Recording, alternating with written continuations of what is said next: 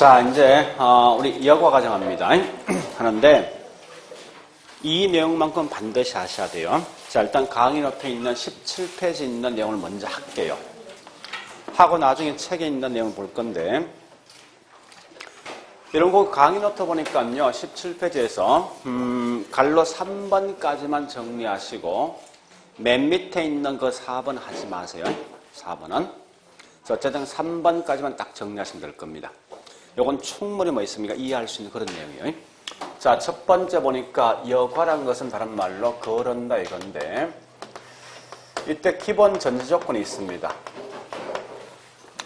항상 기본 전제는 이겁니다. 소득을 구분할 때 고소득과 저소득 딱 두 개만 있는 거예요. 대신에 고소득은 고가 주택을 가져가는 거고 저소득은 저가 주택을 가져간답니다. 자, 이때 조심할 건 요걸 아셔야 돼요. 첫 번째 보니까 신규 주택은, 이건 신규는 고가죠. 그래서 항상 이 집을 가져갈 수 있는 계층은 고소득 계층만 이 집을 가져가지, 소득이 낮은 분은 절대 신규 주택을 가져가지 못한다는 기본 전제가 있어요. 그래서 그럼 이때 보니까 과연 소득이 낮은 분들은, 저소득 계층은 어디에서 주택을 공급받을 것인가, 이게 지금 중요한 거예요. 자, 보니까 어쨌든 이 저소득은 뭐 있습니까? 신규 주택을 가지지 못하니까 결국은 고가 주택 중에서 시간이 경과된 건물은 서서히 노후화되죠. 집값 분명히 떨어집니다.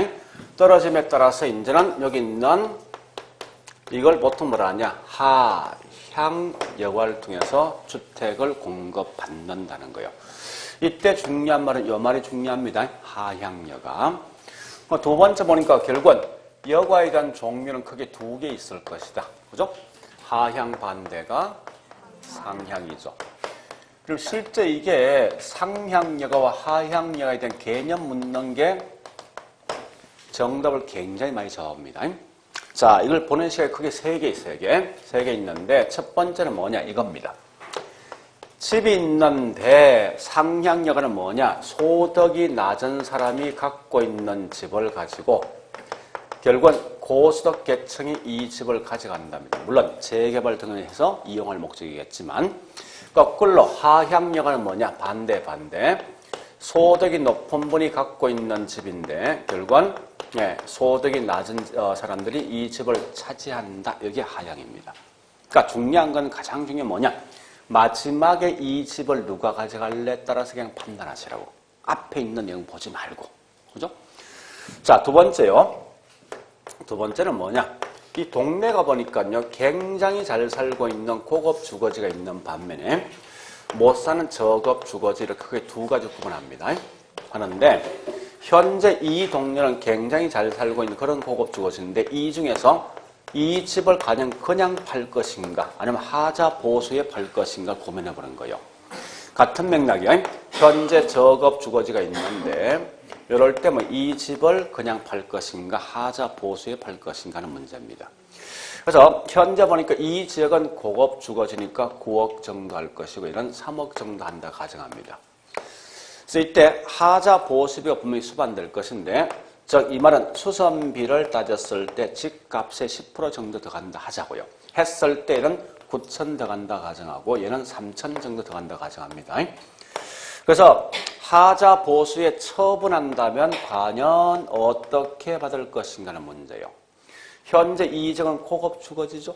주변 지역이 나한테 도움을 주겠다죠. 도움을 준다 이 말은 외부 경제 때문에 이 집을 팔면 이렇게 판답니다. 15억 5천에. 그러면 얘는 수선비가 얼마 들었습니까? 들지만 하자 보수 후에 집값이 올라간 게 얼마 올라갔습니까? 1억 5천 띄었죠. 그럼 하자 보수 하겠습니까? 집은 좋아지겠지? 이게 상향여가야. 거꾸로 얘는 보니까 주변 지역이 저급 주택이다 보니까 오히려 나한테 불리한 영향을 주다 보니까 실제 이 집을 팔면 이렇게 정도밖에 팔지 못한답니다. 그러면 얘는 수선비는 얼마 들었습니까? 덜지만 집값은 얼마 올랐습니까? 하자 보수하겠습니까? 그래서 이런 지역은 건물이 점점점 노후화된다는 거예요.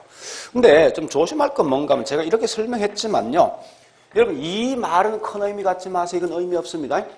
무조건 나왔을 때 얘가 더 크면 상향이야. 이게 더 크면 뭐 있으면 이건 하향입니다. 이렇게 하셔야 돼요. 무조건. 자, 그 다음에 세 번째입니다. 세 번째는 뭐냐? 세 번째는 보니까 내 소득에 어떤 변화가 있을 수 있어요. 소득. 자, 일단 소득이 있는데 이렇게 해보자고.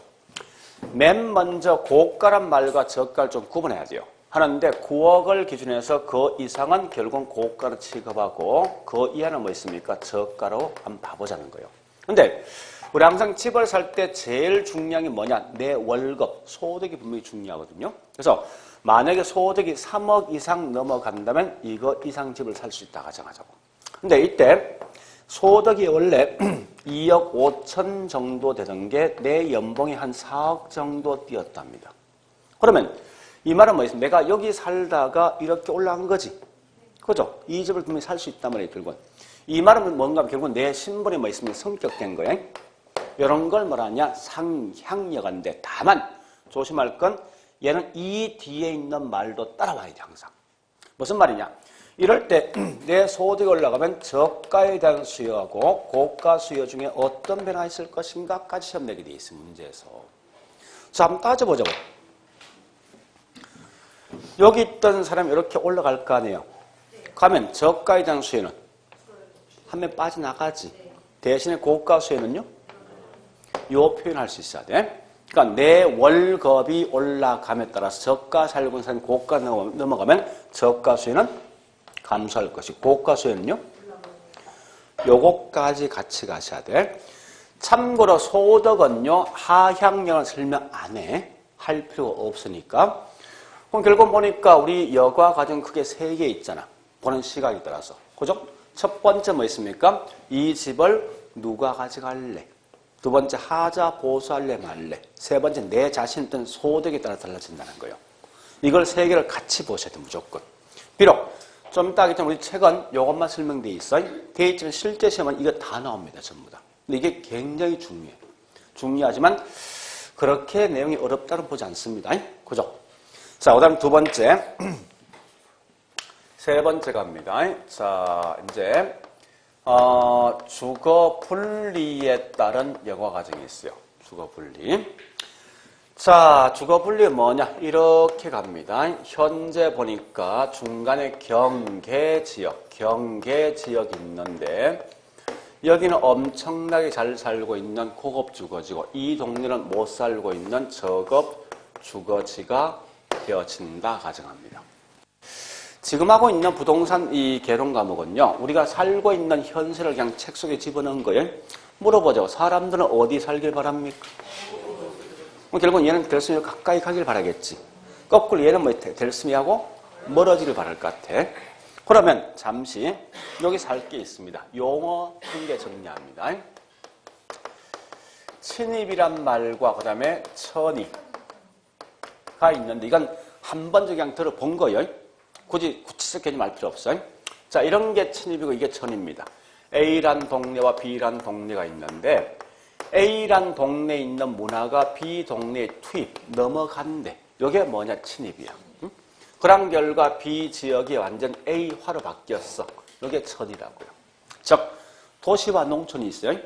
도시 문화가 농촌 지역에 투입되었다. 이게 침입이라고. 그 결과 도시화로 바뀌었다. 이게 천입니다. 이렇게 하시면 돼. 자, 가보자고, 이제. 네, 첫 번째 가보자고. 자, 경계지역에 인접해 있는 고급 주거지. 여기. 여기 있는 곳은 집값이 올라갑니까? 떨어집니까? 결국은 옆에 누가 있습니까? 저급이란 나한테 불리한 영향을 줄 수 있는 외부 불경제 때문에 집값 떨어집니다. 거꾸로 경계지역에 인접해 있는 저급 주거지는 옆에 고급이란 외부 경제 때문에 집값이 얘들보다 올라간다 이겁니다. 그러면 이런 지역은 하자 보수하겠습니까? 요 지역 안 할 것 같아. 건물은 점점 노후화되겠죠. 되면 이렇게 분명히가 넘어갈 수 이 집을 살 수가 있다고. 자, 넘어갔다 이게 뭐냐? 침입이야. 그와 동시에 이게 무슨 여과냐 묻는 거 문제에서. 무슨 여갑니까? 항상 조심할 건 마지막에 누가 찾아갈 것인가 이게 중요한 거예요, 이게. 그죠? 소득이 낮은 분이 가져간 결과 이건 반드시 하향 여가란 말이 중요합니다. 자, 그러면서 이게 시간이 경과되면 서서히 계속 이직을 침범하겠죠. 그런 결과 이직은 저급주택화, 즉 천의로 바뀐다, 이게. 그러면 이렇게 쭉 밀려가면요. 이 지역은 설럼과 빈민가 되기 전에 얘가 이렇게 넘어와서 이 지역을 재개발을 시켜버리면요. 이제는 이 지역이 고급주택이 되겠다죠? 고급주택화가 되어진 결과 이건 뭐가 되겠습니까? 천의가 될 것이고 이게 무슨 여가입니까? 자, 일단 요거까지는 무조건 아셔야 돼. 무조건. 그리고 자, 한 번 더요. 여기 두 가지 이제 독특한 특징이 있어요. 우리 자 이런 겁니다. 원래는 한번 따져볼게요. 서울 한번 따져볼게요. 반드시 이런 거 아닙니까? 요 지역이 신도시였어. 여기 구도시거든요. 그러면 결국은 시간이 오랜 시간 경과되면 이 지역이 서서히 노후화되겠지. 이 지역 재개발시켜버리거든. 그럼 여기 있는 이 지역이 다시 신도시 바뀐다고. 얘는 다시 구도시 바뀐다고 이게. 또 시간 지나면 결국은 이 지역이 서서히 낡아지겠지. 그러니까 이렇게 계속 이 주택이 수급전이 되는데 여러분 한번 생각해 보세요. 강남은요. 벌써 이게 한 40년 전부터 그 지역이 고급 아닙니까? 강남 지역 서울에. 그 정도 벌써 그 지역이 뭐 있습니까? 상당히 노후화돼서 구도시 바뀌었는데 왜 안 바뀝니까? 네? 왜 안 바뀌냐고. 응? 그게 이제 문제예요. 원칙은 항상 이게 계속 바뀌어. 네? 바뀌는데 예외적입니다. 이런 경우 있어. 자, 일단 이 문제가 뭔가 하면요. 요걸 지금 하고자 하는 거예요. 35번 문제를 지금 제가 하고자 하는 거예요, 사실은요. 35번. 그 35번은 예외. 자, 여기 보세요. 여기 보세요. 미래 시험 나오죠? 만약에 조건이고요. 고급 주거지는 일반적으로 뭐 있습니까? 시간이 경과되면 서서히 저급주택화로 변경되는 원칙인데 이 고급 주거지 보니까 계속해서 하자 보수비하고 가치 상승분 중에서 이게 더 크다면 계속해서 하자 보수할 거 아니에요? 하면 이 집값 올라가지. 올라가면 얘가 더 이상 넘어갈 수 있어? 없다는 거예요. 그래서 거기 35분이 그 말이야. 원칙은 고급 주거지가 하향여가 돼서 천의 현상이 바뀌는 원칙이 저급 주택화 되는 게 맞다고. 그렇죠? 그렇지만 때에 따라 뭐 있습니까? 이 지역이 하자 보수비보다 집값이 더 크기 때문에 계속해서 하자 보수할 거니까 그 결과 단지 얘가 한 번 넘어갈 뿐이지 이 지역이 천의로 바뀌지 않는단 말이에요, 이게. 그래서 침입 자체로 계속 뭐 있습니까? 네, 존재하는 경우 있습니다. 그래서 거기 있는 35번 이 말입니다. 침입이 발생하면 천의가 발생의 원칙인데 때에 따라 뭐 있습니까? 침입 자체로 끝나는 경우도 있다는 거예요. 그런 게 뭐냐? 이런 강남 같은 데 설명해 이게. 강남. 그래서 만약에 그 이유를 묻거든요. 여기 답이야. 그 지역은 수선비보다 가치가 더 크기 때문에 계속해서 하자 보수를 하다 보니까 계속 고급으로 남아있는 거예요. 자, 그리고요. 다시 가볼게. 그러면, 자, 얘도 특징이 있어요. 얘도. 보세요. 원래는 이렇게 넘어가면 얘가 넘어서 다시 이 지역 재개발 하잖아요. 하는데, 항상 모든 주택이 계속해서 재개발되는 건 아니라는 거야. 일부 주택은 뭐 있습니까? 이렇게 설럼과 빈민가로 넘어간다고. 전환된다고. 자, 그러면 이 설럼과 빈민가 판자초는 딱 두 개 마시면 돼. 얘를 과연 시장 성공으로 볼 것인가 아니면 시장 실패를 볼래? 요거 묻는 거 하나. 두 번째, 해결 방식이 뭐가 있을 것인가? 대책. 요것만 기억하시면 돼. 이렇게 책에 설명 많이 되어 있지만 다 필요 없습니다. 딱 요 두 개야. 자, 해보자고 이제. 우리가 알고 있는 설럼과 빈민가는 도심 안쪽에 있습니까? 외곽에 있습니까? 안쪽에 있어요. 왜 그런가 하면 사람들은 뭐 있습니까? 항상 집을 선택할 때 내 소득 대비 교통비를 감당할 수 있는 지역까지만 이동하게 돼 있어요. 이 말은 결국 뭐 있습니까? 소득이 낮은 분들은 교통비에 대한 부담이 크다 보니까 도심 안쪽 갈 수밖에 없다는 거예요. 그래서 1960년대 초에 보니까요. 서울지에 보니까 도심 안쪽에 빈민가 판자촌이 있더라 이겁니다. 그래서 그 당시에 보니까 이게 좀 잘못됐다 생각한 거예요. 왜? 분명히 도심 안쪽은 땅값 비쌀 거 아니에요. 비싼데 왜 이런 판자촌이 있냐는 거야. 그래서 이걸 가지고 뭐 있습니까? 60년대는 시장 실패다 이렇게 딱 규정했다고. 그런 결과 이 지역을 강제 철거했습니다. 했는데 보니까 여기 강제 철거해서 성남이라든지 노원구에 있는 상계동 비산 강제 이주했는데, 자 일단 한 결과 없어졌어. 근데 한 10년 지나니까 60년대 후반 되니까 또다시 이 지역이 설럼과 빈민가 다시 발생하더라 이거야. 그래서 60년대 후반부터 이건 시장 성공이다 이렇게 말을 바꿔버리는 거예요. 왜 그러냐? 이유가 있습니다. 항상 자본주의 사회에서는 시장은 반드시 시장 메커니즘에 따라서 움직이게 돼 있어요. 무조건. 그 지금 쓰고 있는 시장 메커니즘이 뭐냐? 수요가 있는 곳에 반드시 공급은 존재한다는 논리야. 이게 시장 성공이라고. 그러니까 사람들은 누구나 집을 가지길 바래. 그래서 집이 항상 존재한다고. 근데 문제는 소득이 낮은 분들은 좋은 집을 가져갈 수 없단 말이에요. 그러니까 결국 뭐 있습니까? 소득이 낮으면 할 수 없이 뭐 있습니까? 이런 저가 주택에 대한 수요가 필요하니까 그 결과 저가 주택도 존재한다. 이런 논리가. 그러니까 이 말은 수요가 있는 곳에 공급이 따라간다는 거야. 그래서 이걸 가졌다는 말로 시장 성공이라 본 거예요. 절 실패하네 이거. 예, 좀 이따 있으면 이걸 시장 성공을 뭐라냐? 효율적 시장이야. 효율적 시장 같은 말이 뭐냐? 자원이 합리적으로 배분된 시장이라고.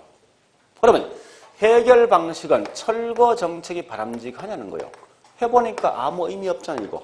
그죠? 이게 아니라 뭐 때문에 발생했습니까? 소득이지. 뭐 소득만 높여주면 해결할 수 있다. 요것만 기억하시면 돼요. 자, 일단 여기까지가 주거분리에 대한 설명입니다. 여러분들 어쨌든 지금 하고 있는 주거분리만큼 반드시 하셔야 돼요. 이건 충분히 할 수 있습니다. 그래서 항상 이거 시험장 가면요. 반드시 여기 있는 흰색 있지. 이것만 딱 그려놓고 그냥 문제 물어줄 때면 따라만 가보라고. 그럼 내가 실수할 수가 없다고 이거는. 특히 이제 많이 실수한 게 뭐냐. 이런 거에 대해서 제일 많이 실수합니다. 근데 그 중에 이걸 더 많이 실수해서 한다. 이걸 마침 딱 봤을 때 상향이라고 생각하는 게 많거든. 요건 좀 조심하시라고요. 자, 일단 여기까지 했으면 우리 강의 노트에 있는 내용을 먼저 정리하고 갑니다. 자, 17페이지 전제 조건 중에 동그라미 2번. 2번 요거 묻는 거예요. 반드시 소득이 낮은 분은 주택을 공급받을 때 하향여가입니다. 고가 주택 중에 하향여가를 통해서 받는다. 이 말 기억하셔야 돼. 그리고 그 우측에 뭐 있습니까? 우리 나와 있지만 갈로 2번 여가에 대한 종류 있지. 종류 3개. 요거 묻는 거예요. 그러니까 이 뭐 쉽게 생각하시면 될 거 아닙니까? 원놈이 가져갈래? 하자 보살래 말래? 내 소득 묻는 거예요. 그렇게 내용 판단하시는데 다만 조심할 건 소득이 올라가면 항상 저가에 대한 수요는 감소한다는 게 분명히 중요한 거예요. 그러니까 그렇게 내용을 좀 정리하시고요. 자, 그 다음 밑에 있는 갈로 3번 갑니다. 주거 분리에 따른 여과 과정이 있는데, 첫 번째 할 거 뭐냐? 이게 중요합니다. 주거 분리란 개념부터 좀 정리하셔야 돼. 주거 분리는 반드시 고급 주거지와 저급이 분리된 거지 절대 상업지역과 주거지역이 분리된 게 아니에요. 또한 야치 주거 분리는 반드시 원주시 전체에서 나타날 수 있지만 인근지역 자체에서 나타날 수 있습니다. 자, 그런 다음에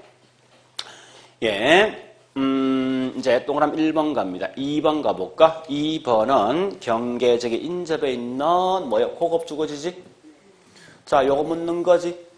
집값 떨어진다, 그죠? 그 다음에 3번 가볼까요? 3번 보니까 예, 경계직 인접에 있는 적업 주거지 요거 묻는 거지. 집값 올라가지죠. 예. 그 다음에 네 번째 저수덕층이 고수덕계층 넘어갔는데 자 여기 넘어갔잖아. 침입이란 건 침입 전혀 의미 같지만 여가 상향 하향이 중요하다고.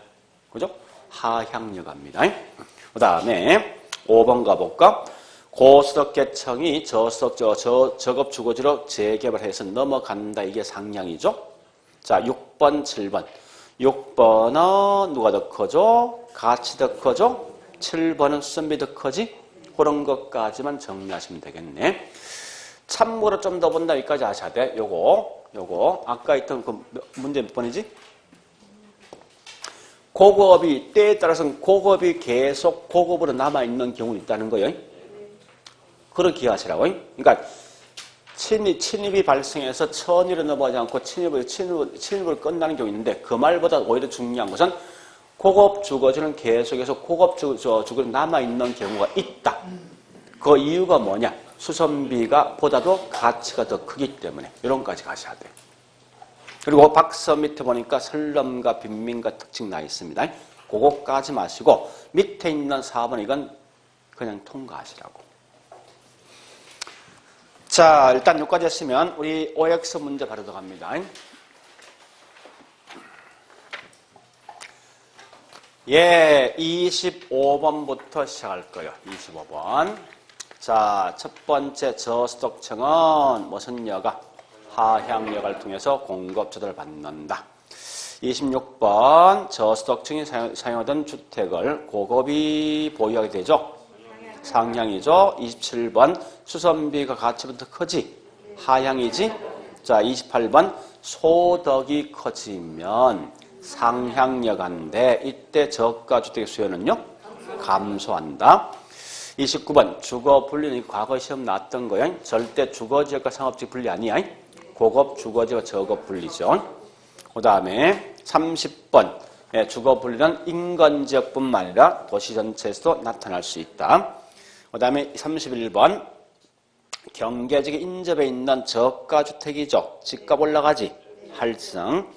32번요. 예, 고급 주거지는 집값 뭐합니까? 떨어지게 할인됩니다. 33번 고수덕층이 그 다음에 저급으로 넘어가잖아요. 결국 고급에 차지한 거지. 따라서 재개발되면 이 지역은 고급주택화된 거지. 그래서 천연상이고 상향이죠. 34번 고급 주거지에 저수덕계층이 넘어갔죠. 하향이죠. 35번 갑니다. 침입이 발생하면 이거 했죠. 36번 설럼과 빈민가는 시장 성공이고 해결책은요. 예, 소득에 대한 문제다는 거예요. 네, 됐습니다. 그런 정도 하시면 됩니다. 자, 이제 책 볼게요.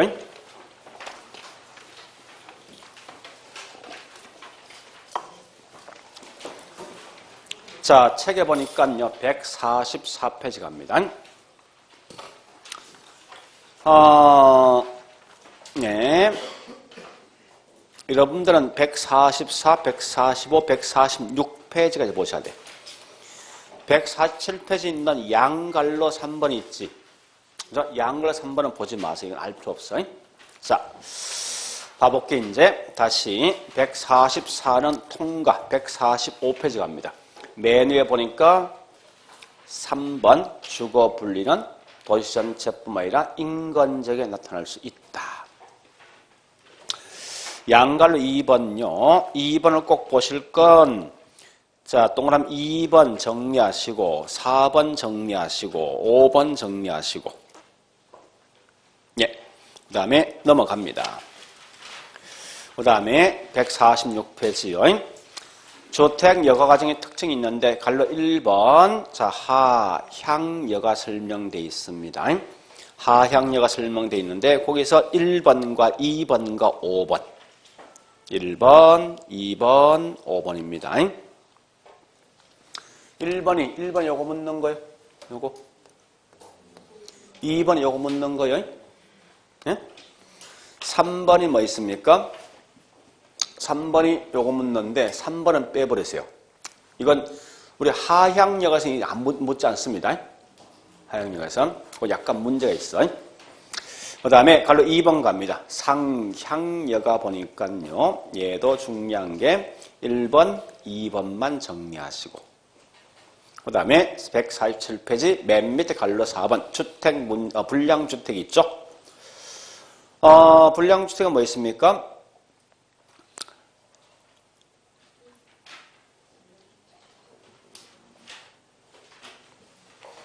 하여간 뭐 그거 읽지 말고 있죠. 뭐 뒤에 설명되어 있는 것 같은데 뒤에 3번과 4번이 그 내용입니다. 3번에 뭐 있습니까? 끝에 셋째 줄 보니까 자원을 효율적으로 배분한 결과이다. 이게 뭐냐? 시장 성공. 그 다음에 4번이 대책 나 있어요. 둘째 줄 실질 소득 증가할 수 있는 방법을 찾는다. 이게 대책이거든요. 그런 것만 정리하자고요. 예, 됐습니다. 고려 보시고요. 그 다음에 이제 149페이지요. 효율적 시장. 그러니까 문제 중에 그러니까 실제 수업을 할 때 제일 하기 싫은 게 뭐냐? 이거요. 효율적 시장.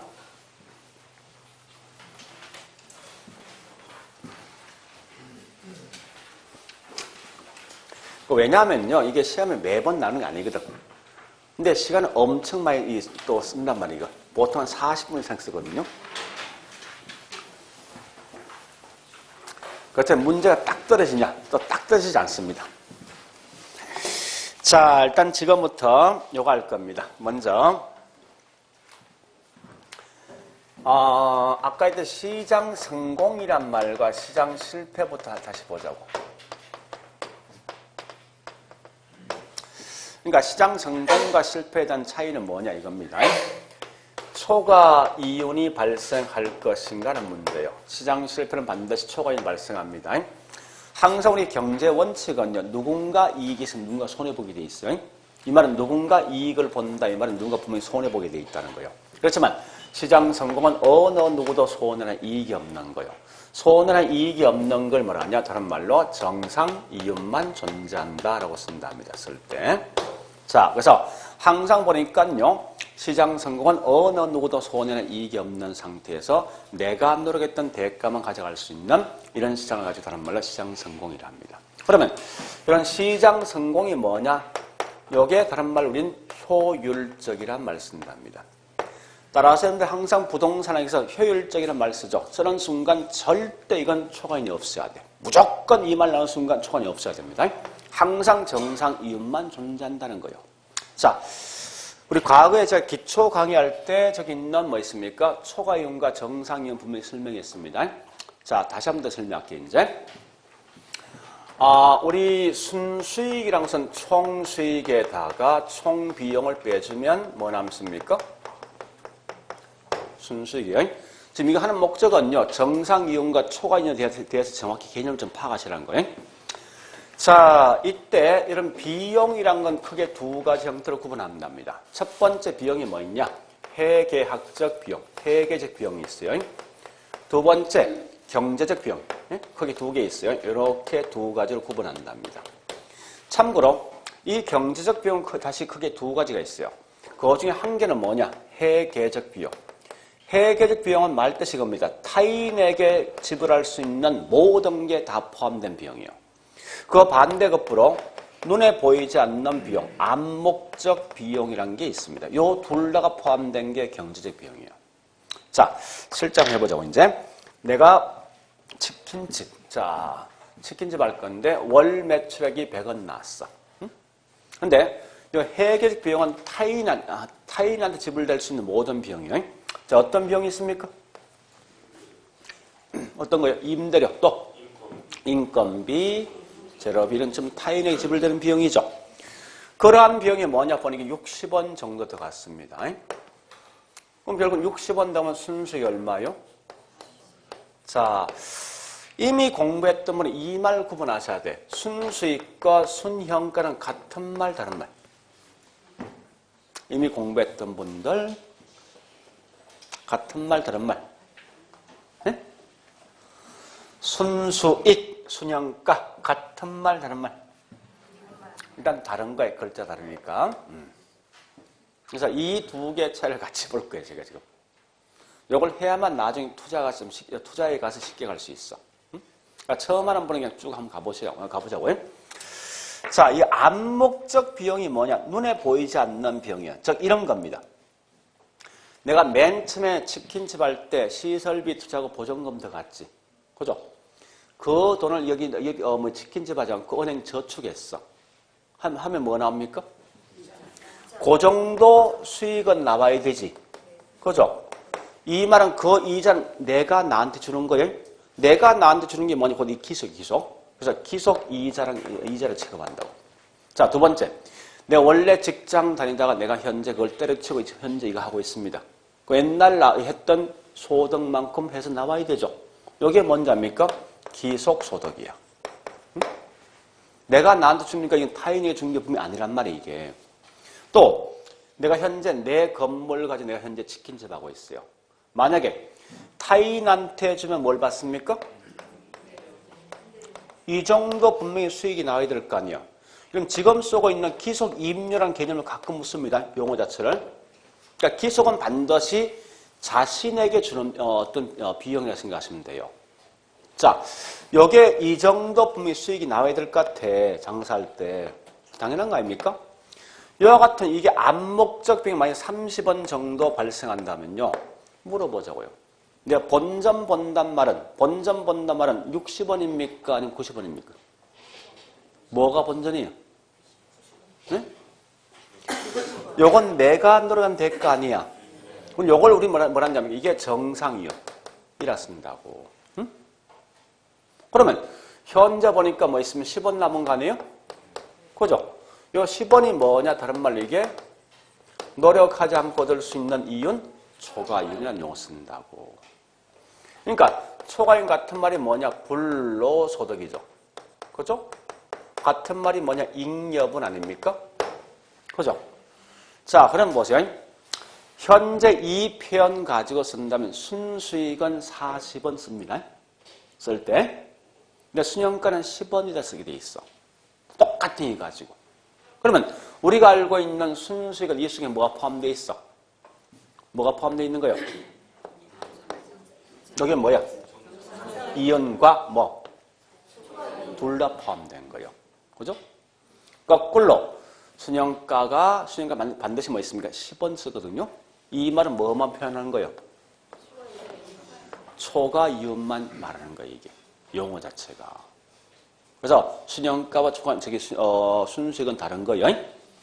자, 어쨌든 중요한 말은 뭘 하는가 하면요. 저기 뭐 있습니까? 정상 이윤과 그 다음에 초과 이윤 이런 차이입니다. 그래서 반드시 뭐 있습니까? 여기 있는 요 차이를 가지고 곧 이건 내가 노력한 대가 이거. 응? 자, 만약 한번 물어보자고요. 자, 일단 내가 현재 타인 건물 쓰고 있어. 했는데 내가 노력했던 대가 30은 나와야 돼. 그러면 나는 현재 어떤 이 건물을 쓸 거예요. 그런데 이 장사하면 이렇게 수익이 나오는데 그러면 내가 현재 여기 있는 집주인한테 월세 줄 수 있는 금액은 최대 얼마까지 줄 용이 있습니까? 이 상태라면 이 상태. 여러분 같은 얼마가 줄 용이 있냐고요? 현재 이 상태 월세 빠진 거예요. 월세 빠졌어. 얼마까지 줄 용이 있습니까? 네?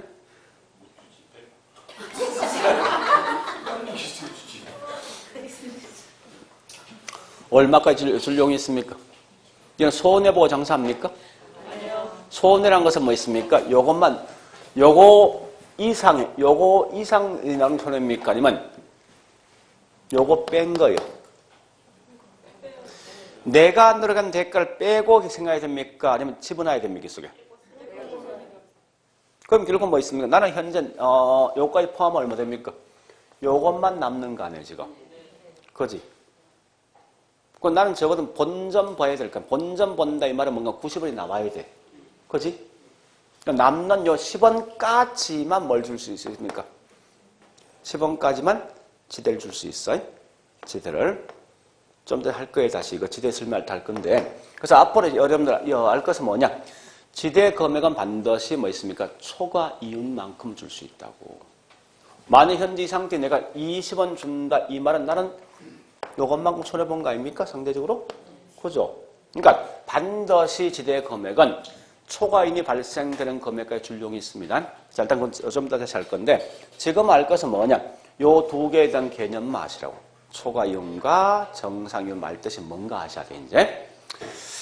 자, 이렇게 놓고 이제 뭘 할 건가요? 효율적 시장 들어갈 겁니다. 자, 다시요. 효율적 시장은 어느 누구도 초과인이 발생하지 아니하고 내가 누르겠던 대가인 뭐 있습니까? 정상 이윤만 발생될 때가 이게 효율적 시장이다. 이걸 먼저 아셔야 돼요. 그런데 우리 책을 딱 보니까 뭐가 있는가 하면요. 149페이지 맨 밑에 뭐 있어요? 2번.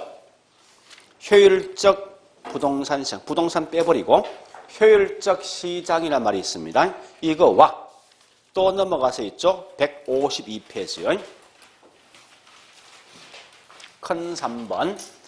할당 효율적 시장의 시장. 정확한 말은 할당 효율적 시장 크게 두 개 있단 말이에요. 이게. 그러면 자, 이 두 개 구분합니다.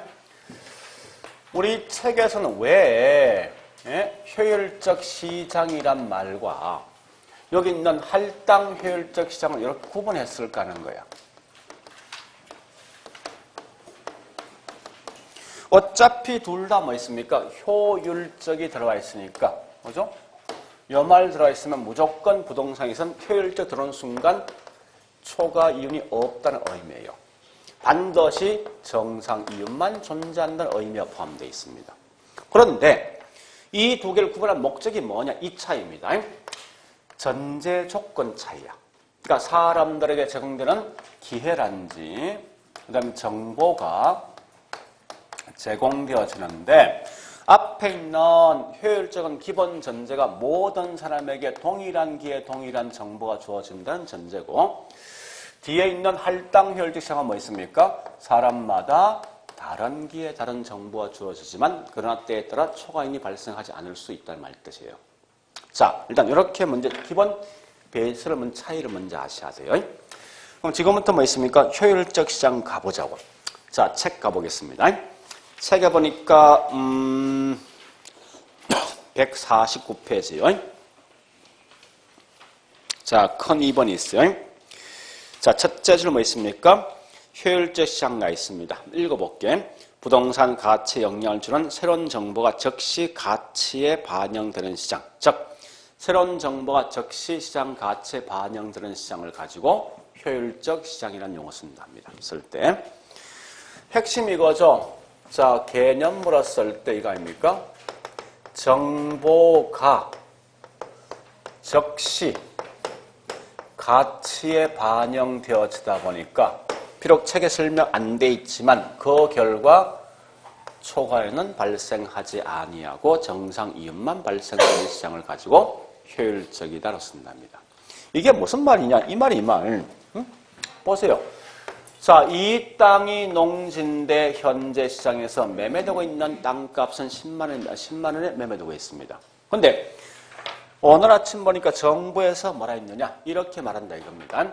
야, 이 땅은 2년 후에 상업으로 용도가 변경되어진다라고 지금 공시했다고.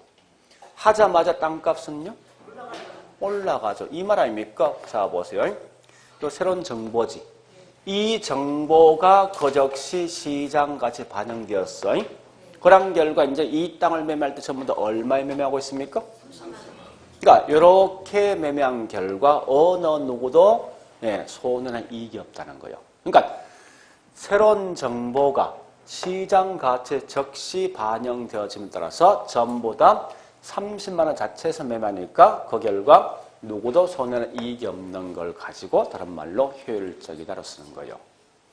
자, 그런데 책을 딱 보니까 한 장 넘어가 볼래요? 넘어가 보니까 재밌는 게 있습니다. 제목이 3개 있어. 갈로 1번부터 3번까지. 약성도 있고 중강성도 있고 강성이 있단 말이에요. 어쨌든 뒤에 효율적 시장이 분명히 나와 있어. 그러니까 효율적 시장이 나와 있단 말은 기본 전제가 초과인이 없단 말이에요. 말 뜻이. 근데 왜 이걸 약성, 중강성, 강성이란 용어를 썼을까 하는 건데 결국 무슨 차이인지 압니까? 요 차이. 정보 양에 대한 차이예요. 어느 정보까지 활용함에 따라서 초과인이 발생하지 않을까 하는 거예요. 그래서 첫 번째 보니까 정보를 과거 정보만 이용할 수 있어요. 때에 따라 뭐 있습니까? 현재 있는 정보까지 활용할 수 있습니다. 때에 따라 보니까 미래에 있는 정보까지 활용함에 따라서 거기 있는 제목이 달라질 뿐이에요. 자, 그러면 이 과거 정보란 것은 현재 미래 정보는 어느 범위까지 너 분석을 하려는 거예요. 그런 결과 앞에 뭐라 했어? 모두가 똑같은 정보가 주어지면 똑같은 행동을 하기 때문에 그 결과 어느 누구도 초과인이 발생하지 않는 게 효율적 시장입니다. 자, 그러면 과거에 있는 정보를 분석한다. 이런 거요. 삼성전자에 있는 과거 주가 변동이 있죠. 이것만 열심히 분석하는 거예요. 열심히. 이런 걸 뭐라냐? 다른 말로 과거 자료 또는 같은 말이 역사적 자료를 분석함에 따라서 어느 누구도 손해나 이익이 없는 시장이 뭐냐? 가장 약한 정보에 따라서 초과인이 발생하지 않는다 해서 이게 약성효율적 시장 신답니다. 그 다음에 현재 있는 정보다. 이 말은 현재 공표된 사실까지 모두가 똑같이 분석하다 보니까 어느 누구도 손해나 이익이 없는 게 중강성 효율적 시장이랍니다. 그 다음에 밑에 있는 미래는 뭐냐? 지금은 공표 안 돼 있어. 앞으로 이틀 후에, 2년 후에 공표될 사실이에요. 그러니까 현 상태로 공표 안 된 거예요. 안 된 사실. 또는 이 말 대신 모든 정보를 전부 다 알고 있는 거예요. 알고 있음에 따라서 어느 누구도 손해나 이익이 없는 게 뭐냐? 이게 강성. 강성은 얘보다 더 강한 정보죠, 그죠? 열어보셔야 돼요. 근데 조심할 건 늘 가끔 이렇게 설명된 책이 있어요. 얘하고 이렇게 분석한다는 거예요. 일부는 요거 분석, 일부는 요거 분석한다면. 그리고 정보 차이가 있죠. 이건 무조건 초과이 발생합니다. 한다고. 정보 차이가 있으니까. 근데 지금 여기서는 이 두 개를 비교하는 게 아니라고. 왜? 기본 전제가 뭔데요? 모두가 똑같은 정보를 줘준단 말이에요. 그러니까 절대 여기 있는 뭐 있으면 효율적 시장은 이렇게 비교하면 안 돼. 비교할 대상이 아니라고. 이 두 개의 비교는 정보 분명히 다른 거 아닙니까? 이건 나중에 여기서 하겠다는 거예요. 여기서 할당에서. 그러니까 왜 이걸 두 개 구분시키는가 하면요. 그런 거요. 똑같은 정보를 줄 때 하고 다른 정보 줄 때 분명히 달라진단 말이에요. 이게. 즉 무슨 말이냐 이런 겁니다. 다시 해볼게요. 이제. 자, 만약에 교도소가 여기 있는 대구교도소, 대전교도소, 서울교도소 3개 있습니다. 있는데 일단 교도소는 말뜻 자체가 벌써 뭐 있습니까? 외부 정보는 통제, 차단돼 있어요. 자, 각각에 있는 교도소마다 재수가 10명씩만 이렇게 있어요. 10명씩. 근데 대구교도소는 뭘 주는가 하면요. 삼성전자에 있는 과거에 있는 주가 변동만 딱 주는 거야. 주면 똑같은 요 정보만 딱 주시면 요 안에 있는 10명끼리만 이 주식을 매매한다 하면 누가 더 큰 이익이 있습니까? 없지. 이런 게 뭐냐? 이게 약성이에요, 이게. 거꾸로 밑에 있는 대전교도소는 여기에다가 요거에다가 뭐 있습니까? 예, 다른 기업과 합병했다가 지금 공시했어. 지금 공시한 정보까지만 주어준다는 거예요. 그럼 요 안에 있는 10명은 똑같은 요 정보를 가져간 거 아니야. 그럼 요 안에 10명끼리 주식을 매매하면 어떤 이익이 있겠습니까?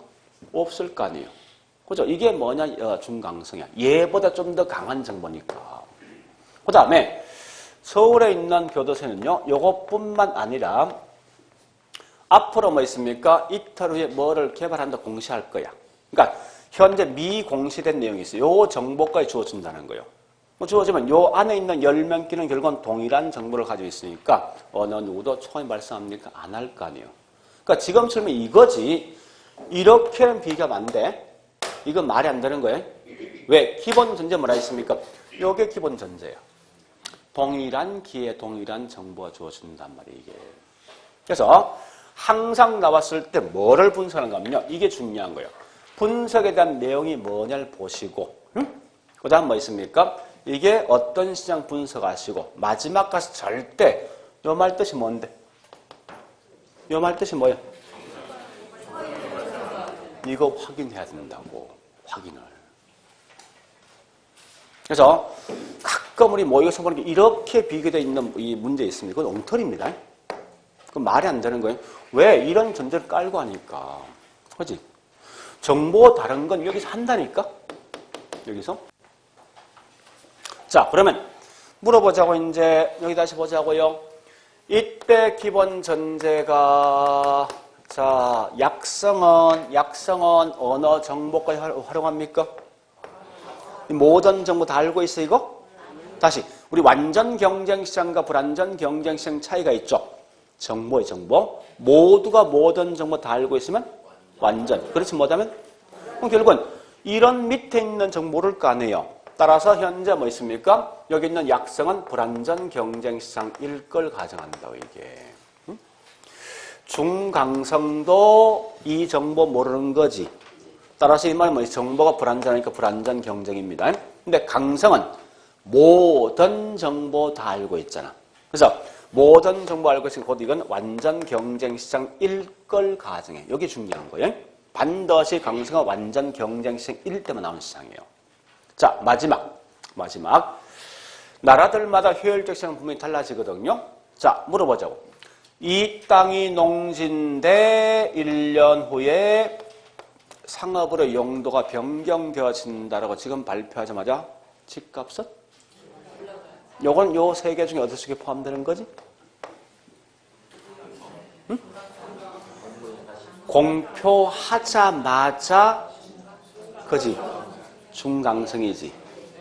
다시 삼성이 다른 기업과 합병했다 공시에서 하자마자 주가 변동은? 그러니까 공표하자마자 변동이 있는 거지. 얘도 무슨 시장?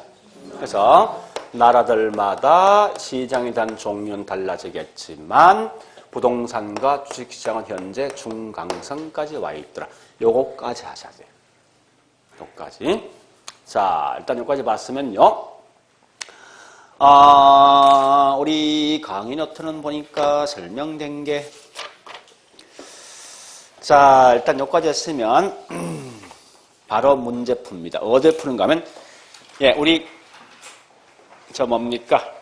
37번부터 제가 41번까지 설명되어 있는데 42번까지네. 자, 이건 좀 이따 하고 실제 여기 어떤 문제가 하면 151페이지. 자, 책 151페이지. 거기 있는 문제를 이렇게 그대로 끌고 왔습니다. 그 문제를. 지금부터 할 거는요. 뭐를 할 건가 하면 2번과 4번과 5번 할 거야. 2번, 4번, 5번. 자, 일단 2번 뭐 나왔어? 그러면 자, 여보세요. 다 보는 게 아니야. 자, 여보세요. 항상 문제 풀 때 이거야. 요거야. 중간 설명 다 버리시라고. 관계없으니까. 여기에 나면 항상 뭐 나와야 돼? 요거 또는 요거 나와야 돼. 거기 요거 나와 있습니까? 뭐 나와 있습니까? 모든 정보. 다 버리 끝에 가봐. 얻을 수 없다 해야 되지. 자, 다시 4번 갈게. 4번. 앞에 뭐 나와 있어? 과거나 뭐 나와야 돼?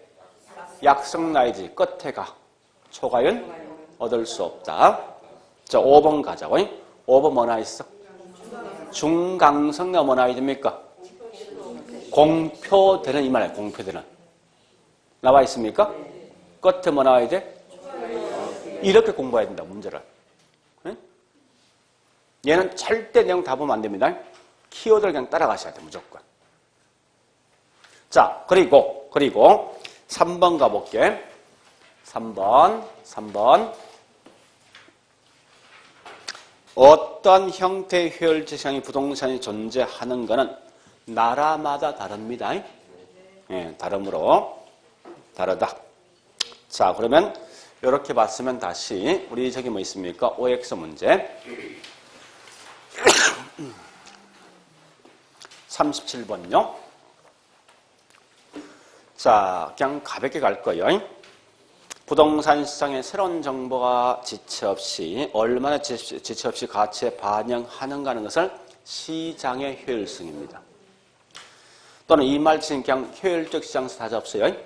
자, 한 번 더 정보가 지체 없이 가치에 반영되는 걸 효율적 시장입니다.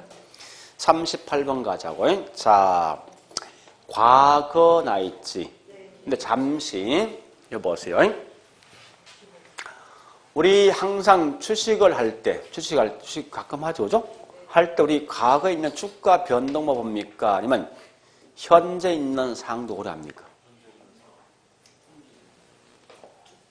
과거에 있는 주가 변동 봅니까? 지금 있는 상황도 봅니까? 이게 가장 기본이란 말이야. 그래서 그 말이 뭐냐? 요걸 가지고 공표된 사실은 현재 있는 상황이잖아.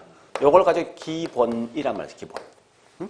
그래서 이걸 기본적 분석이야. 그러니까 사람들은 기본적 분석은 뭐 있습니까? 과거 사실과 현재 사실을 분석한단 말이야, 이게. 근데 거꾸로 과거에 있는 사실만 분석이 뭐냐? 그게 기술적 분석이야. 응? 그러니까 제가 지금 설명은 기술과 기본을 구분하자는 거야. 그러니까 기본이란 것은 과거하고 현재를 분석하기 위해서 하는 기본적 베이스가. 그죠? 그래서 기술과 기본을 좀 구분하셔야 돼. 자, 그럼 가보죠. 이제 38번 과거 분석, 무슨 분석? 기술. 가장 약한 거지. 약성. 초과인은 얻을 수 없다. 39번. 자, 39번. 두째 줄 공표된 중강성. 끝에 초과인 얻을 수가 없다. 40번. 강성 나 있어. 모든 정보 끝에. 41번. 어떤 형태의 효율적 시장이 부동산 시장에 존재하는 것은 나라마다 다르며 대체로 부동산 시장과 주식은 중강성까지 와 있더라. 그죠? 42번. 가장 이상적인 시장. 이런 이상적인 시장이 뭡니까? 어느 누구도 초과인이 없어야 돼요. 어느 누구도. 그게 가장 합리적 아닙니까? 그죠? 가장 이상적인 시장은 뭡니까?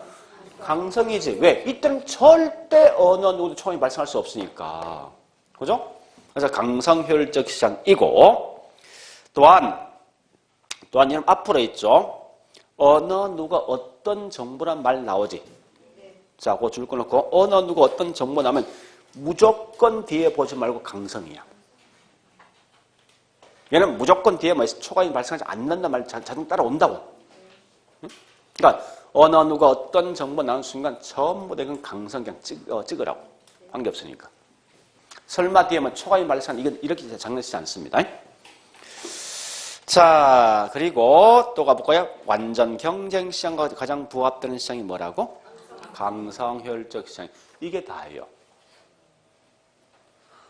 이게 장난칠 거 이것밖에 없습니다. 물론 한 개 더 있어.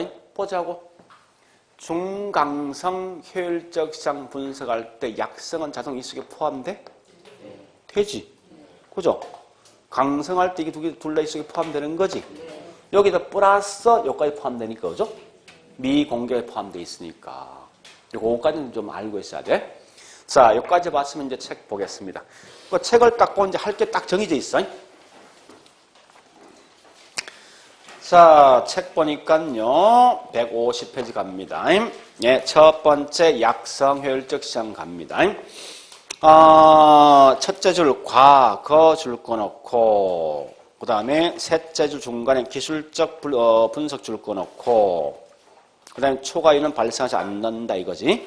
자, 갈로 2번 중강성 갑니다. 첫째 줄 뭐 있습니까? 현재 하여튼 알아들으세요. 현재 공표된 요 줄 거 넣고, 그 다음에 셋째 줄 끝에 기본적 내재 가치. 하여튼 기본적 분석입니다, 이게. 예, 분석. 그래서 초과인 얻을 수 없는 거죠. 그 다음에 강성 가자고. 강성 첫째 줄 공표된 정보이든 공표되지 않는 정보이든. 이게 핵심 공표되지 않는 정보죠. 두째 줄 앞에 모든 정보. 그 다음에 쭉 가서 다섯째 줄 초과인이 얻을 수 없다. 또 계속 연결합니다. 강성 효율적 시장은 완전 경쟁 시장과 부합된 시장이다. 자, 그 다음 갈로 4번 역설 버리고 우측 갈로 5번 갑니다. 동그라미 1번 주식과 부동산 시장은 중강성이다. 동그라미 2번 앞에만 나라마다 효율성 정도는 다르다. 요까지. 됐죠? 자, 넘어갑니다. 이제 큰 3번 갑니다. 요까지는 할 수 있겠죠? 자, 이제 지금부터 약간 좀 머리 아픕니다. 자, 일단 할당 효율적 시장 갈 거예요. 할당 효율적 시장. 자, 어디 보는가 하면요. 자, 거기 갈로 1번 의미 보니까 첫째 줄 보니까 설명이 좀 긴데요.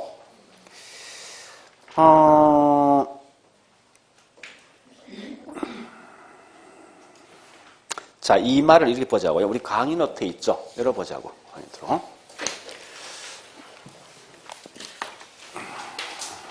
18페이지.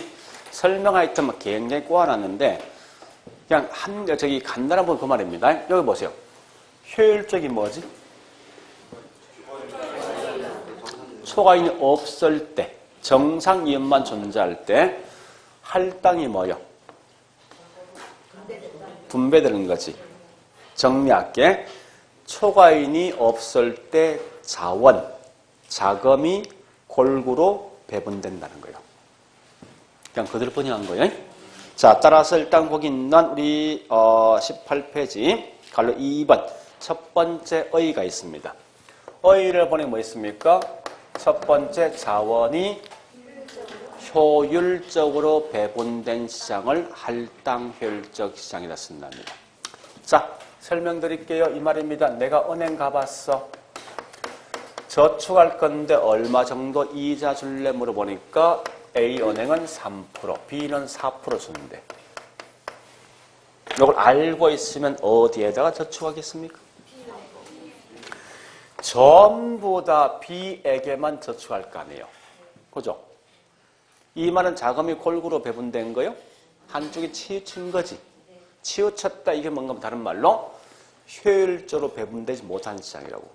즉 할당 효율적이지 못한 시장이다 쓴다고. 왜 그러냐 보니까 이유가 A보다 B가 뭐 발생했습니까? 초과이윤이 발생이 되었다고. 자, 다시 은행 찾아가 보니까 얘는 4%, 얘도 4% 주는데 이제 어디 갈 거예요? 그러니까 이 말은 뭡니까? 자금이 한쪽에 치우침 없이 골고루 많은 거예요. 배분된 거지. 자원이 효율적으로 배분된 거라고. 이게 뭐냐? 할당 효율적 시장이에요. 왜 그러냐 보니까 초과이윤이 뭐 있습니까? 발생하지 아니하니까. 그러니까 보세요. 어쨌든 부동산에서는 효율적이 나왔을 때 반드시 이 조건이 충족돼야 돼요. 이 조건이 충족되지 않으면 뭐 있습니까? 효율적이지 못한 시장이라고. 그 의미를 아셔야 됩니다. 그러면 효율적이다, 효율적이 못하다 했을 때 무조건 기준은 뭐냐? 초과인. 초과인이 있냐 없냐 분명히 잘 아신단 말이에요. 이게. 한 번 더 갑니다. 자, 우리 강의 노트 보니까요. 이랬으나 했거든요. 어느 누구도 기회비용보다 싼 값에 정보를 획득할 수 없는 시장. 그 말 같은 말이 뭔지 압니까? 이거요. 보세요. 자, 같은 말이 뭐냐. 네, 비록 자, 정보가 불완전하더라도 정보 비용과 초과 이윤이 같은 시장이 뭐냐? 곧 이게 다른 말로 할당 효율적 시장입니다. 좀 이따 설명하지만 정보 비용과 초과인이 같은 말이 뭐냐? 결국은 한마디로 초과인이 없는 시장이요. 한마디로. 자, 일단 요거 설명할게요. 이제 이런 거요. 보세요. 현재 이 땅이 농지인데 시장에서 매매되고 있는 땅값은 1억에 매매되고 있습니다. 그런데 이 땅이 만약에 2년 후에 상업으로 용도가 변경되어지면 현재 시장에서 적당하게 매매될 수 있는 땅값은 1억 5천에 매매되고 있습니다. 문제는 이렇게 변경되는 걸 아무도 몰라. 그러면 시장에서 매매되고 있는 땅값 얼마? 1억이지. 자, 이때 보니까 딱 한 명의 투기꾼만 이걸 알고 있네. 알고 있어요. 그럼 당연히 얘는 얼마 주고 사겠습니까? 사자마자 이 차이만큼 뭐가 생겨? 이게 뭐냐? 초과인이지? 그죠? 근데 얘가 이렇게 변경되는 걸 알기 위해서 알기 위한 비용, 정보 비용이 수반됩니다. 즉 공무원 등에게 뇌물 주는 비용이 들어갔다는 거예요. 얼마 들어갔냐 보니까 이게 5천 들어갔어. 그러면 초과인 발생합니까? 이 말은 초과인이 발생하지 않는단 말이에요. 얘는 이 땅을 실제 살 수도 있지. 그죠? 이 말은 뭔데? 정상이면 존재하니까 살 수도 있어. 안 살 수도 있단 말이에요. 이 말에 자금이 투입할 수도 있고 나올 수도 있지. 이걸 말하냐? 자금이 콜그룹 배분된 거라고 이게. 보세요. 정보 비용과 초과인이 같잖아. 같을 때 초과인 발생해? 안 하죠. 그럼 결국은 자금이 콜그룹 배분될 수 있다고 이게. 자, 그런데 우리 이런 걸 뭐라 한다고요? 초과인이 발생되지 않는 시장을 뭐라 한다고? 할당 효율적 시장이지. 근데 항상 보니까 초과인이 발생하지 않는 것만 있는 게 아니란 말이에요, 분명히. 아니, 때에 따라 정보비용을 1,000만 원 줄 수도 있잖아, 어떤 상황에 따라서. 그럼 결국은 얘는 뭐 있습니까? 초과인 발생하지. 하면 무조건 내 돈 이 속에 투자하지. 그러니까 자금 한쪽에 치우친 거 아니야. 이건 골고루 배분된 게 아니라고. 이런 걸 말하냐? 할당 효율적이지 못한 시장이라 쓴다고. 이 표현을 보통 우리 다른 말로 비할당이라 쓰는데, 그러니까 원래 정확한 말이 이겁니다. 할당 효율적이지 못한 시장이야. 정확한 말은. 그러면 잘 보세요. 지금 뭐가 중요한가면요. 할당 효율적 시장과 할당 효율적이지 못한 시장에 대한 구분 기준이 뭐냐 이게 중요한 거예요, 지금. 뭐예요? 초과인이지. 그러니까 자, 이게 지금 제일 중요하단 말이에요. 초과이윤 가지고 물으면 절대 이걸 가지고 완전 경쟁, 불완전 경쟁 쓰면 안 돼. 다시 할게. 이거 불완전 경쟁 시장 비할당입니까? 봐볼까? 자, 물어보자고. 한 명의 투기꾼 말고 있어. 완전 불완전. 한 명 말고 지금 불완전이지. 그 불완전이지만 할당되고 비할당될 수 있을 거 아니야. 그죠? 그러니까 불완전이지만 초과인이 발생하지 않을 수도 할 수도 있어요. 그럼 결국 이 말은 뭐였습니까? 초과인이 났을 때 이게 완전 불완전 말하지 말라는 거야. 그러니까 오직 초과인과의 장난치면 같은 말이 뭐냐? 할당이란 말과 비할당이라는 용어 써야 돼. 완전 불완전 절대 못 쓴다는 거야. 그래서 초과인이 없으면 이건 할당 효율적이야. 초과인이 발생되면 이건 뭐 있습니까? 할당 효율적이지 못합니다. 자, 다시 합니다. 이제 두 번째 뭐 할 거냐? 요거 할 거예요. 잘 보세요, 이제. 2년 후에 반드시 이 땅이 상업으로 용도가 변경됩니다. 반드시. 자, 현재 이게 완전 경쟁 시장이라면 시장에서 매매되고 있는 땅값 얼마? 응? 완전 경쟁 시장이라면 완전 경쟁 시장 기본 요건은 뭔데? 모두가 모든 정보 다 알고 있는 거잖아. 이미 이거 다 알고 있어 벌써. 그럼 1억 5천이지. 그죠?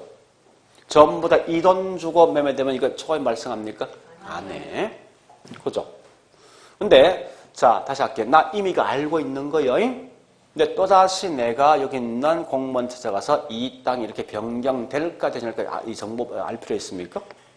없잖아, 이제. 이미 나 알고 있단 말이야, 이게. 그러면 완전 경쟁시장은 절대 정보 비용 자체 있을 수가 없어. 이미 내가 알고 있기 때문에. 한 번 더 할게요. 자, 요거 뭐죠? 한 명만 알고 있어? 기본적인 불완전이지? 불완전 경쟁시장은 반드시 뭐 정보가 벌써 불완전한 거예요? 이기 때문에 결과 뭐 있습니까? 얘가 요걸 알기 위해서 뭐가 들어가? 반드시 들어간단 말이에요. 그러면 가만히 보니까 완전과 불완전 차이는 뭐냐? 요 차이요. 정보병 입력 차이라고. 저 정보병이 없으면 정보병을 줄 필요 없대 이거. 이게 뭐지? 완전 경쟁이지. 정보병이 반드시 수반되는데 이건 뭐요? 자, 이 두 개의 구분을 반드시 하셨는데 항상 물었을 때 다시 할게요. 요 말 나오면 절대 답은 여기 답이 나와야 돼. 이거 나오면 안 된다고 이거. 거꾸로 정보병 앞에 쭉 뜨는 거야. 떴을 때 절대 뒤에 뭐 있습니까? 이 말씀은 절대 안 돼. 오직 정보병 항상 완전이란 말과 불완전이란 용어 나와야 돼. 무조건. 자, 그러면 우리 암호곡이 있는 강의 노트 보니까 우리 갈로 2번의 할당 효율적 시장에서 동그라미 2번입니까? 자, 일단 요거 할 거예요. 이런 실제 시험장 하면 이것만 그리시면 돼. 이것만. 자, 어떻게 하는가 하면 이렇게 그리라고. 딱 요거야. 그래서 구분할 때 완전 경쟁, 불완전 경쟁이요. 자, 이게 할당 효율적 시장, 비할당 효율적 시장. 이렇게 그려서 있죠. 자, 그 다음요. 다시 할게요. 보세요. 쉬는 시간 줄게. 안 줄게. 요거 두 개 차이 뭐라고? 그러니까 정보 비용이 수반되지 않으면 완전해요. 정보 비용이 수반되면 이건 불완전입니다. 요거 두 개 차이 뭐죠? 초과인이 없으면 할당이에요. 초과인이 있으면 비할당입니다. 절대선은 이렇게 연결될 수가 없어요. 이게 굉장히 중요합니다. 자, 일단 설명드릴게요. 다시 해볼게요. 자, 보세요. 요거요. 자, 보세요. 이 시장이 완전 경쟁 시장일 걸 가정합니다. 그럼 모두가 이걸 다 알고 있는 거지. 그럼 현재 시장에서 매매되고 있는 땅값이 1억 5천이야. 1억 5천이 뭐 있습니까? 이때는 어느 누구도 초과인이 발생되지 않는 시장이 뭐라고? 아니. 할당 효율성. 완전 경쟁은 어느 누구도 초과인이 발생할 수 없습니다. 그럼 만약 초과인이 발생한다면 연결될 거 아니에요. 근데 절대 완전 경쟁 초과인이 발생할 수가 없다니까? 그러니까 이렇게 연결될 수가 없어. 초과인이 발생하면 이렇게 연결되게 돼 있어. 그죠? 다시 한 번 더. 한 명만 지금 알고 있잖아. 그래서 불완전이잖아요. 불완전인데 초과인이 발생하지 않을 수도 있고 할 수 있지. 그죠? 그러니까 불완전 경쟁 시장은 초과인이 발생하지 않는다면 할당이지.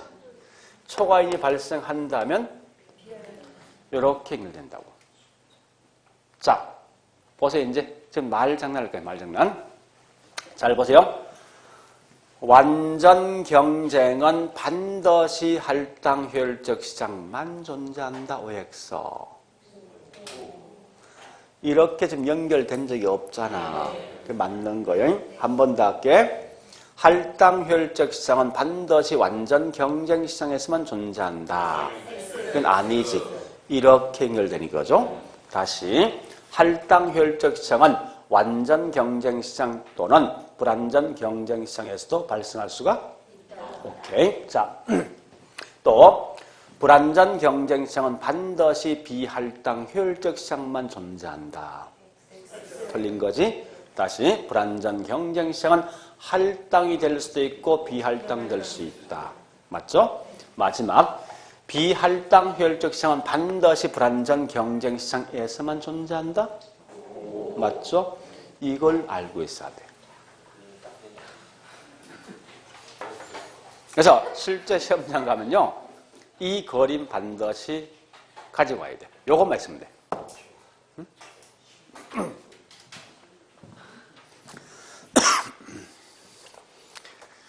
그러면 지금부터 뭘 할 건가 하면요.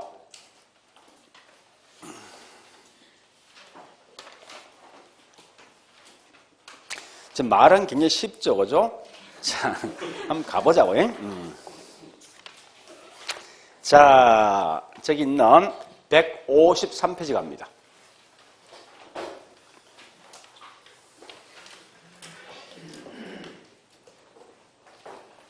동그라미 1번 갑니다. 1번. 완전은 항상 할당 효율적 시장이지만, 그림 따라가야 돼. 맞죠? 불완전은 뭐 있습니까? 불완전은 할당 효율적 시장이 될 수도 있고 안 될 수 있다. 보세요. 완전은 반드시 할당이지? 불완전은 할당과 비할당 될 수 있지? 네. 그 다음에 자, 또 갑니다. 그래서 할당 효율적 시장이라고 해서 항상 완전 경쟁 시장만 의미하지 않고 불완전될 수 있다. 요거 묻는 거죠. 그걸로 얘는 완전될 수도 있고 불완전될 수 있지. 그죠? 자, 그 다음에 2번 갑니다.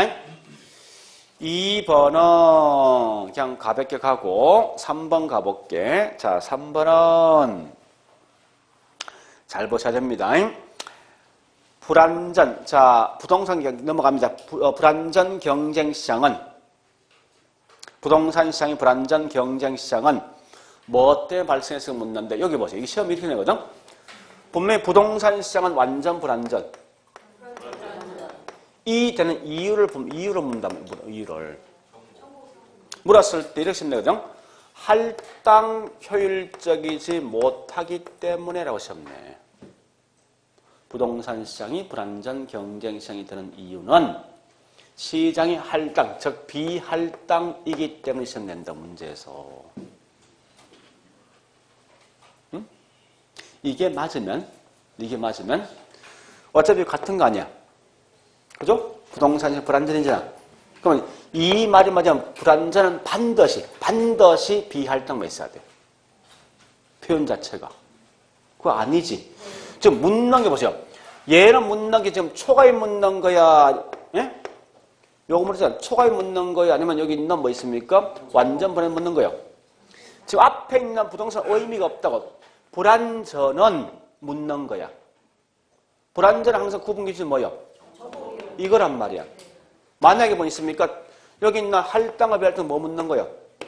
그러니까 설명이 초과인 들어오면 이건 할당, 비할당이야. 반대로 정보 비용들 들어오면 항상 뭐 있습니까? 완전 불완전이라고. 그러니까 요거인 것은 얘하고 구분했을 때 뭐? 그게 답이란 말이야. 그러니까 얘는 분명히 틀리긴 하면 그렇게 낸다고. 부동산 시장이 불완전 경쟁 시장이 되는 이유는 할당 효율적이지 못하기 때문에 시험 내게 돼 있어. 틀린 말이었어.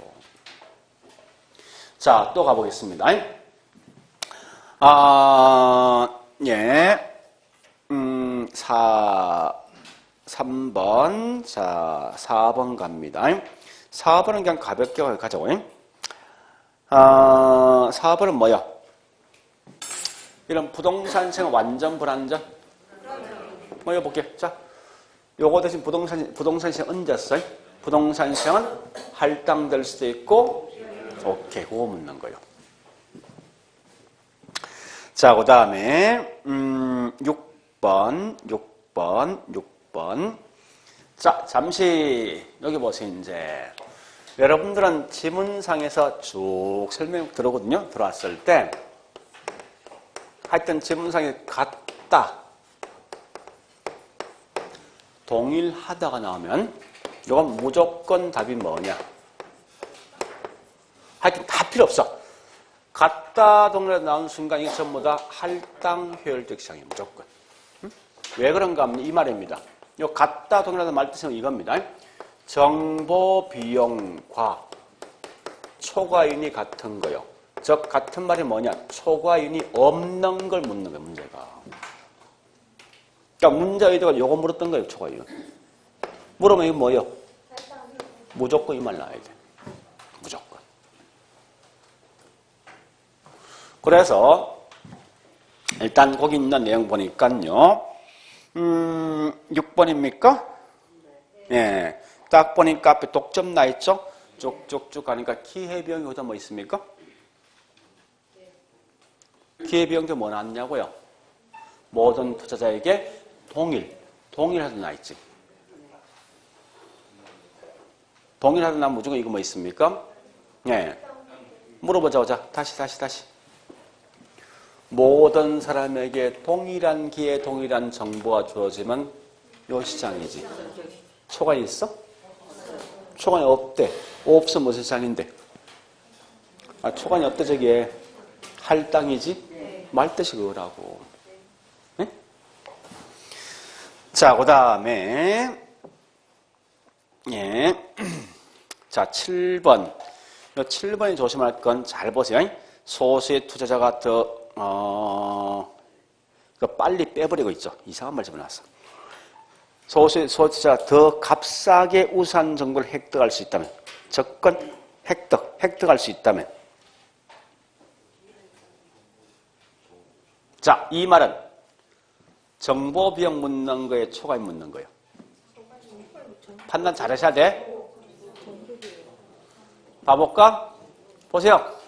소수의 투자자가 더 값싸게 정보를 획득할 수 있대. 요거거든, 요거. 궁극적 목적이 뭐야? 내재된 의미를 아셔야 돼, 이거. 그러니까 얘는 뭔가 하면 말 그대로 초과인이 발생되어진다 묻는 게 문제가. 네? 그 의미가. 그래서 초과인 물었기 때문에 결국 뭐 있습니까? 이건 할당 효율치 못한 거예요. 자, 그 다음에, 예, 저기 있는 8번 가볼까? 이런 참고론들 이거 아셔야 돼. 투기란 말과 같은 말이 뭔지 압니까? 이건 초과인 묻는 거예요. 투기 같으면 초과인이에요. 그러니까 투기가 나오면 무조건 이거 뭐 있습니까? 답은 할당과 비할당이 답이라고. 완전 불안이 답이 아니라. 그걸 아셔야 돼. 자, 일단 여기까지 봤으면요. 이제 지금부터 OX 문제 풉니다.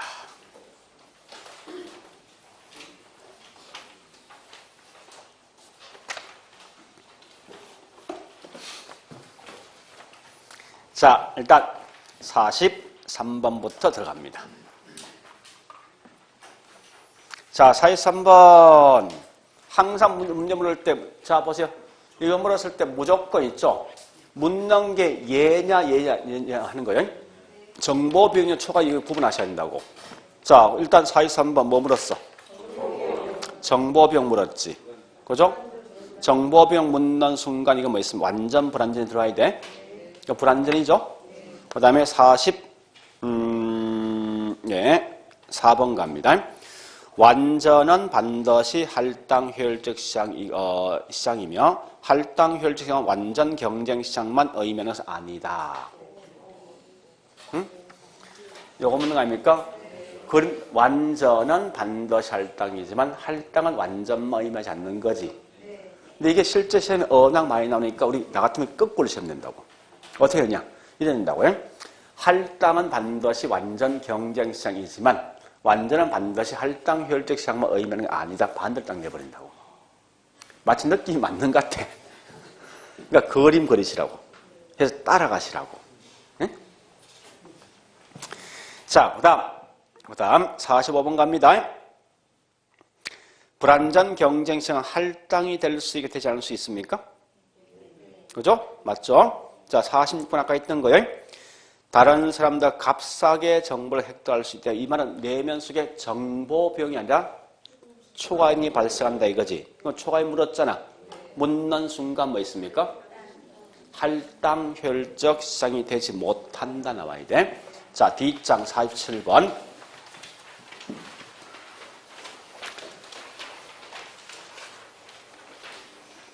이게 다 기출된 문제예요.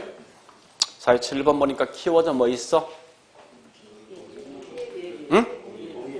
기회비용 필요 없고 동일 같은 말 뭔데? 초과인이 없다는 거지. 그거 뭐 나와야 돼? 오케이. 할당 효율적 시장이다. 우리 과거에 나중에 할당 효율적 시장이 되지 못하는 시험 나왔다고. 틀린 말로써. 자, 그 다음에 48번. 소수의 사람들이 부동산 매수해서 초과인을 획득할 수 있는 것은 정보가 공개적입니까? 비공개지? 그죠? 그 다음에 이 말은 뭐 묻는 거예요, 여러분들? 이거 뭐 묻는 거요? 자, 이거 물어보자고. 다시 물어보자고. 아니, 할당 효율적이지 못한 시장은 반드시 불안전 경쟁 시장에서만 존재한다. OX. 다시 그림 보면서 할당 효율적이지 못한 시장은 반드시 불안전 경쟁 시장에서만 존재한다. OX.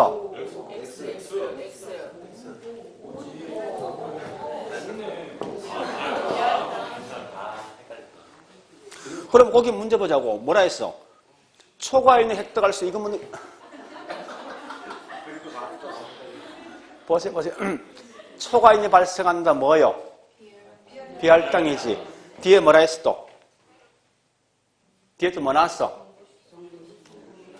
네? 정보시험 공개, 정보 비용 들어간다는 거지? 정보 비용 이때 뭐요? 지금 이거 묻는 거 아니야, 문제가. 그지? 그러니까, 초과 이윤 같은 말이 비할당, 정보 비용 불안전이야. 그죠? 그거 연결하면 이 말 아닙니까? 비할당은 불안전이다, 묻는 거 아니에요. 그 다음에, 48번, 49번입니까? 자, 답 뭐야, 이거?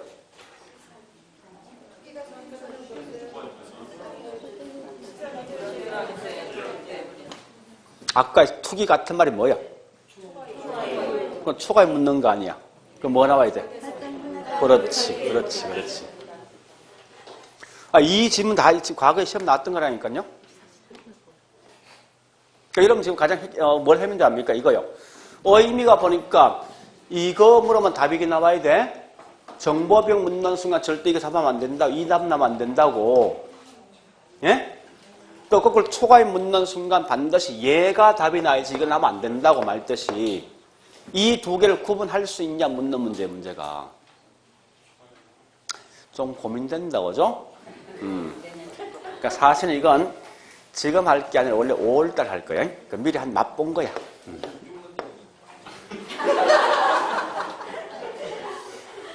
지금은 이게 중요한 거예요. 앞에 확실히 알겠지? 예. 자, 그래 보시죠. 좀 쉬었다가 지대 갈 거야.